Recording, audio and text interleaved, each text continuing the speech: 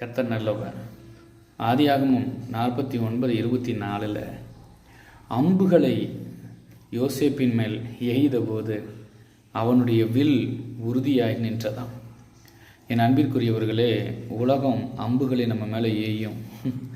வார்த்தை என்னும் அம்புகள், பொறாமையின் பார்வை என்னும் அம்புகள், குற்றம் சாட்டுதல் என்னும் அம்புகள், ஒன்றுமே செய்யலைனாலும் நம்ம மேலே இருக்கிற வெறுப்பு வார்த்தைகளின் அம்புகளால் நம்மை துளைக்கத்தான் செய்யும்.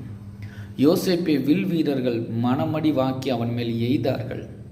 ஆனாலும் அவன் வில் உறுதியாய் நின்றது. கர்த்தரால் அது ஆனது என்று கீழ்வசனங்களில் படிக்கிறோம்.